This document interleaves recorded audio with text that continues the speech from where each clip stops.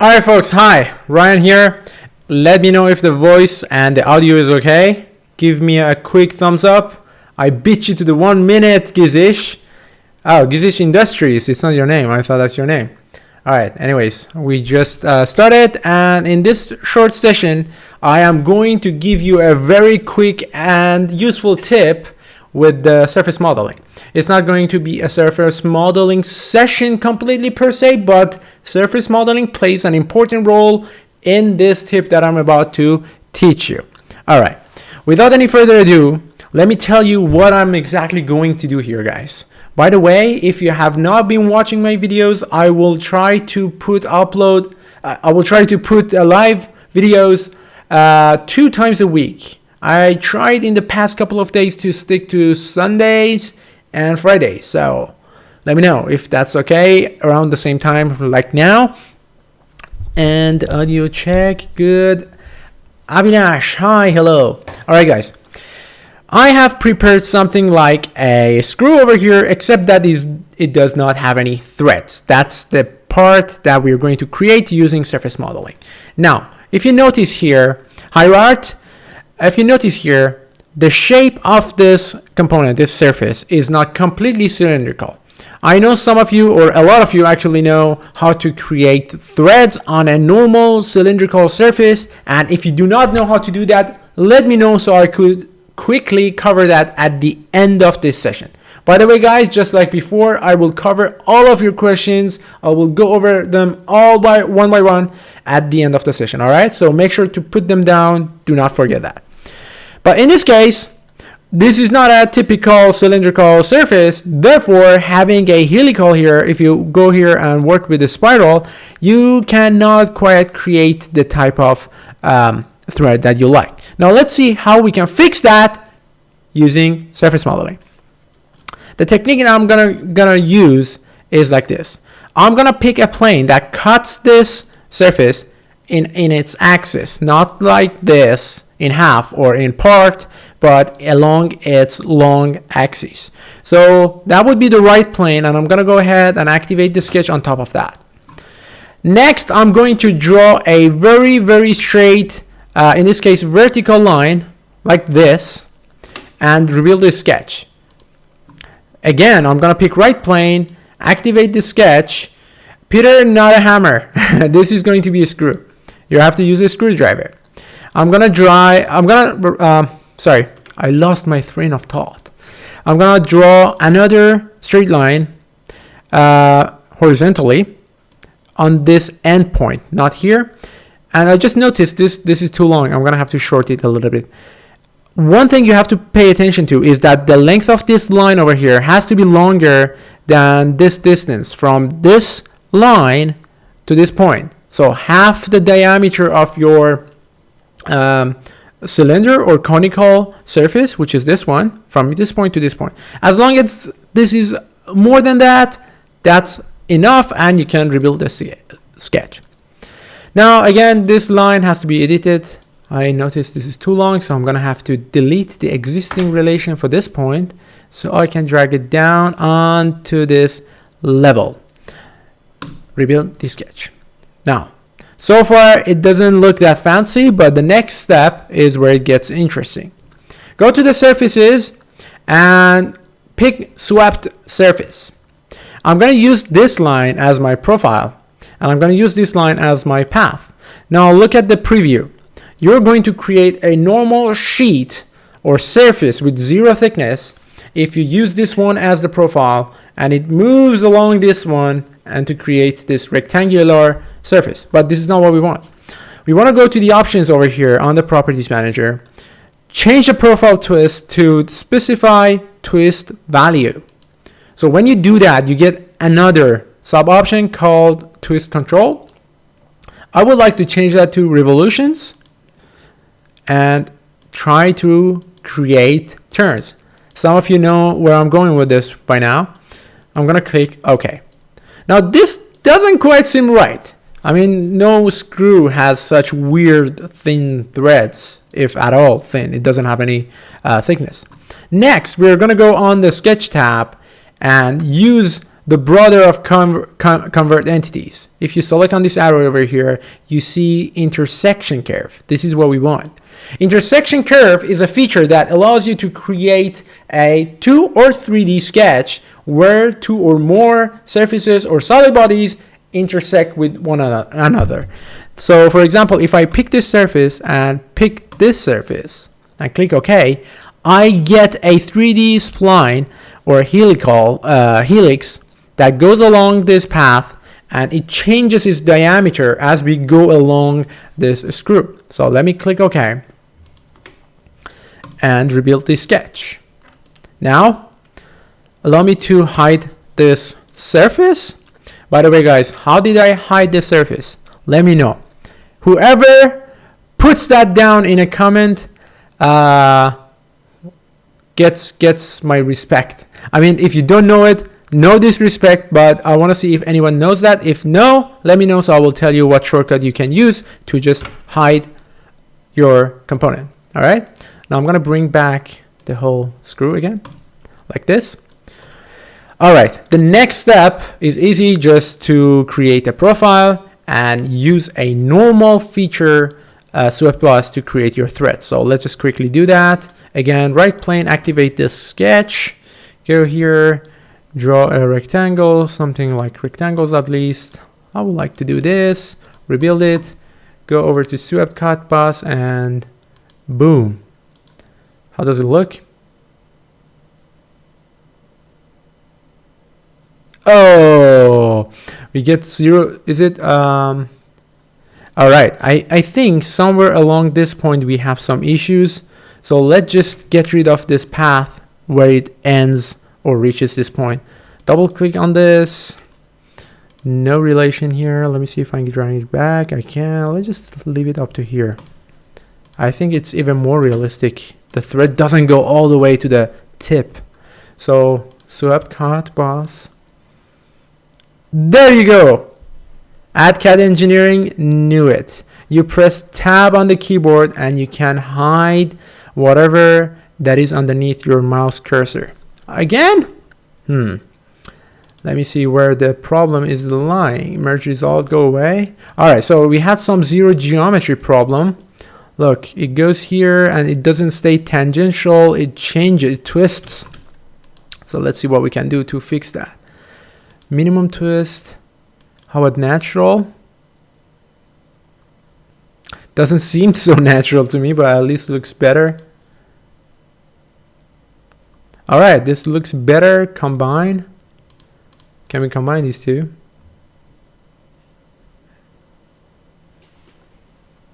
No. Zero geometry error.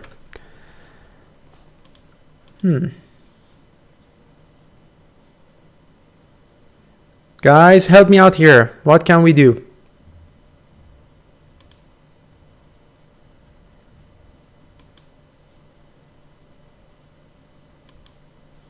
Yeah, sure.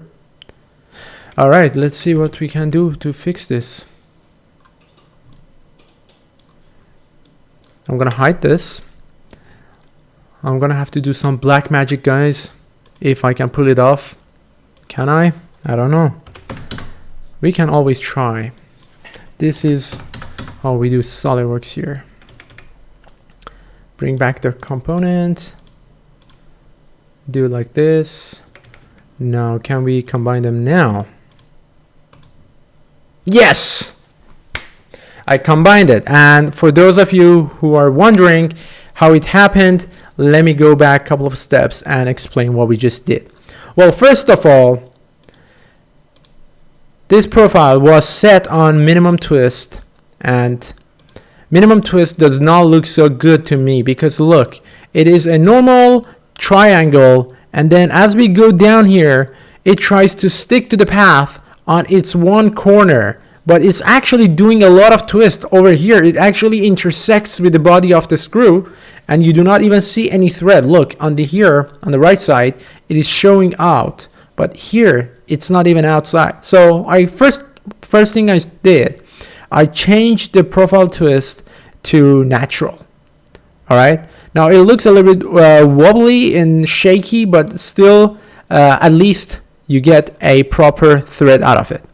Now next, I tried to combine the two, and it did not work. And I suppose it was because there is some zero geometry going on here. I mean, over here, the thread is obviously going inside the body of the screw, which is okay.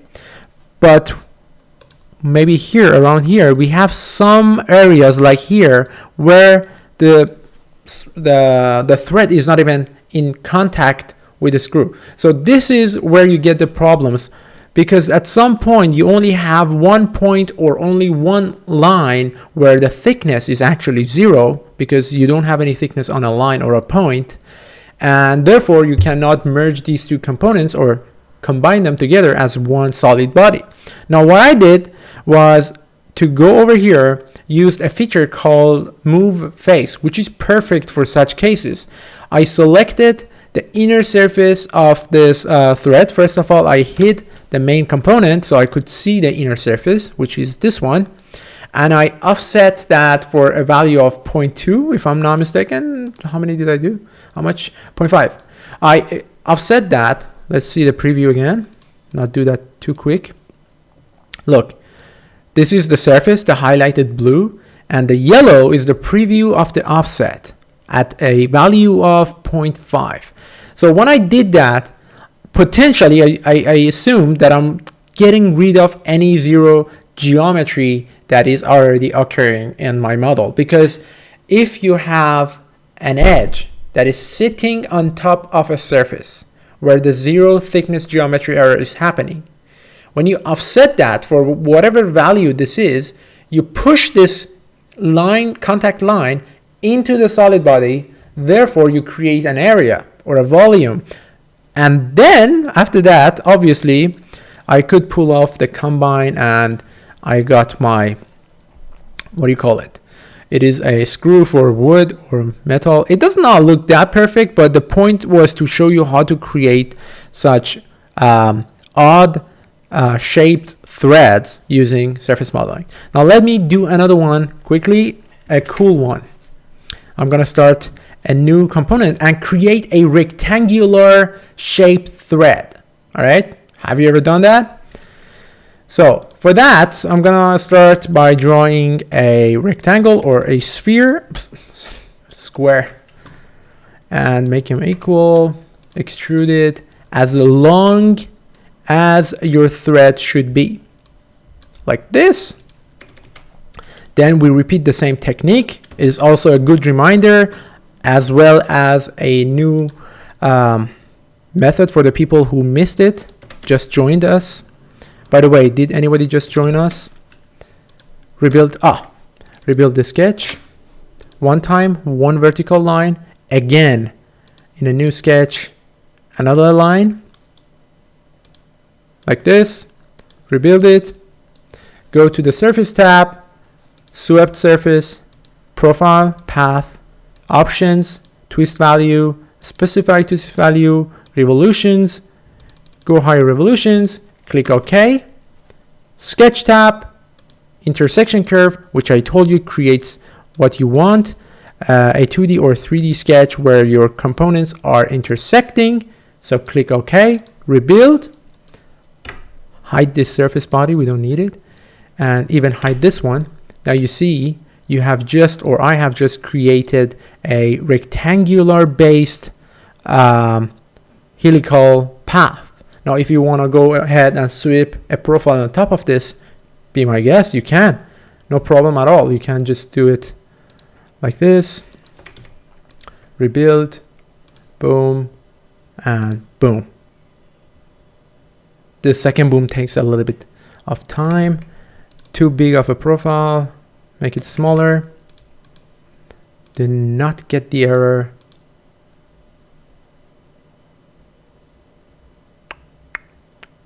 Good. All right, I have done a bunch of different versions of this, and I have put it on the website. You can repeat the same thing on a sphere and get this geometry, or you could do even more complex spirals. This is something you can find on the website. On bullets, And I have explained how you can repeat or replicate that. If you're going to have a curly spiral like this, you can repeat it and you get this path. It is a spiral within a spiral. All right, so let's see what we have here. Piyush is saying, just joined. I've used this trick of yours to make some star shape threads. Perfect. Yes, you can do whatever shape. Yes, almost whatever shape at the core. So you put a core and the cross section of your core, if it's rectangle, if it's circular, if it's changing its cross section, maybe it's a loft.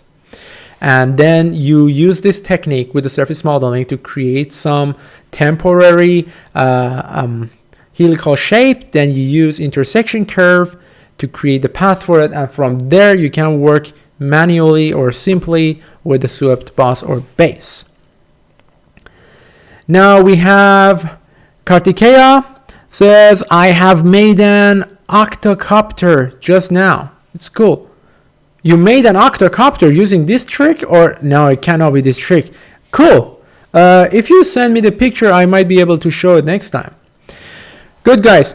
I want to keep this session short. Unfortunately, the timing was not that perfect. I could have not managed a more thorough surface modeling because I'm still figuring out how chronologically put them in an order that makes sense to you.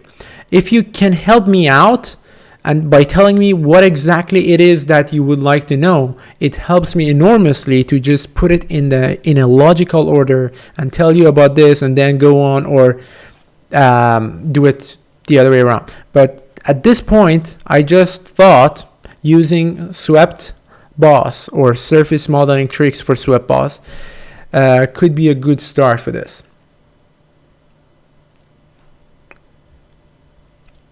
Peter has said use a hammer I think I read it at the beginning. All right, guys. Any questions, or if not, we can end the section here. By the way, if you like this trick, if you like these live sessions, guys, show me some love and hit that like button, and don't forget to subscribe to the channel. Also, I made a lot of tutorials with Ubelt here with a lot of love. You can find it on the website, product design, that you can have access to. It is for members. By the way, I have to say, I thought maybe Peter was talking about one of these hammers. And don't forget to check that out as well. It's solidworkstutorials.net. All right. Oh, we got something. Okay, Mohammed is telling me to make a corona model. I have never seen a corona. I mean, I know how people make it. It's a sphere with a bunch of antennas.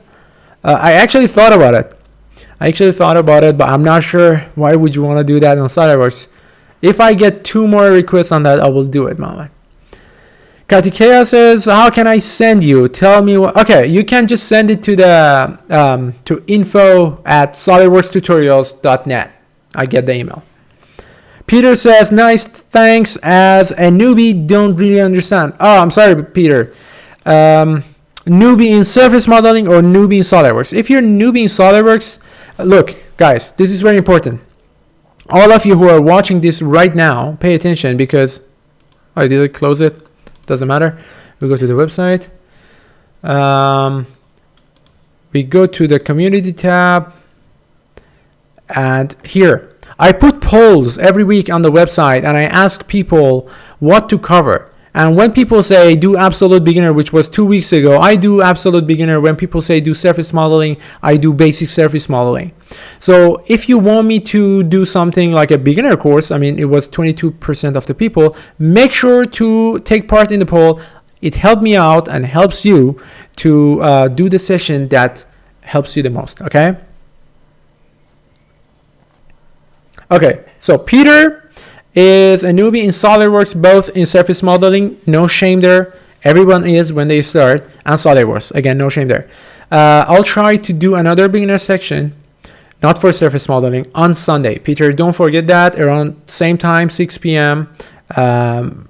Be online, and I will do a beginner section. If you're a complete newbie, let me know. Okay, Mohammed is asking how to hide and unhide quickly. You can hide very quick by doing this.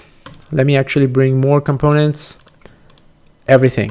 Look, when I move my mouse on a surface body or on a solid body, it doesn't matter, and press tab on the keyboard, it hides it. If I press tab here, it does not. It has to be on something, and you can hide it. Unhiding, unfortunately, at least not that I know of, does not have a shortcut. So you're gonna have to go back on that folder. If it's a solid body, click on that and click on show to bring it back up, or you could just simply Control Z to bring it back. So that was the last question, guys.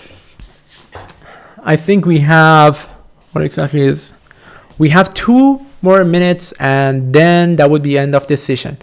So if you have any questions, this is the time.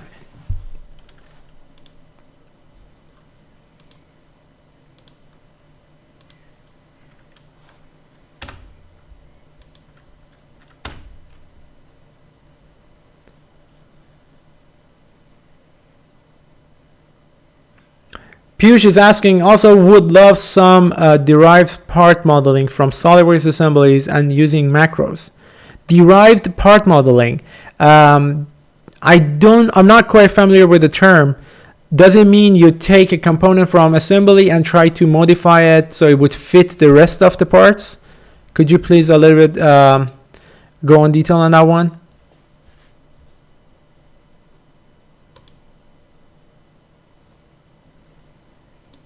By the way, guys, until I get the next question from Piyush, explanation, who wants to learn motion studies? Because this is what I did the other day. It's a meat grinder. This component is rotating in the middle, and this part is supposed to fall down. Or did I not save it? I don't know. Oh, I did not save it, sorry. Okay, Muhammad is asking, if we hide a body, then would it affect in a simulation? If you're talking about simulation like this, then no, it does not. You just don't see it. If you're talking about FEA or different type of simulation, then you're going to have to create a mesh for that. Then no, again, it does not. You're going to have to pick the components, mesh it up, apply material for that if you're going to do FEA, for example. And if you hide it, you cannot do that. Jason is asking, can you quickly brief on using feature manager on sheet metal parts?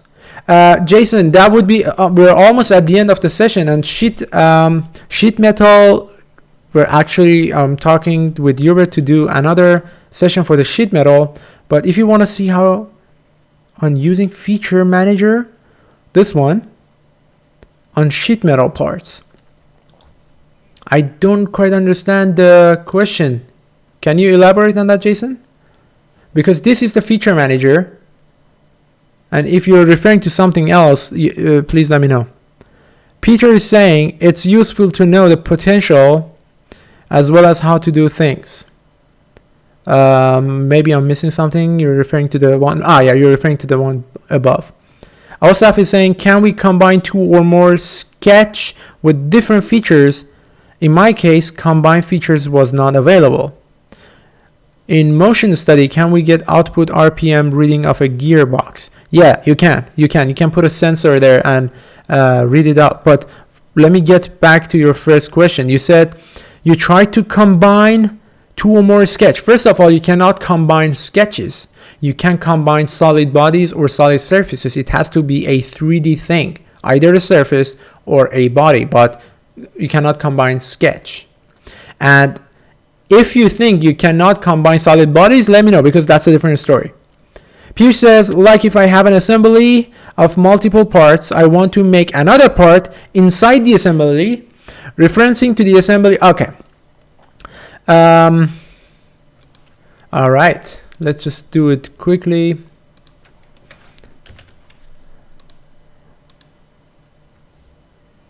So if change the assembly size, it makes changes to the referred part.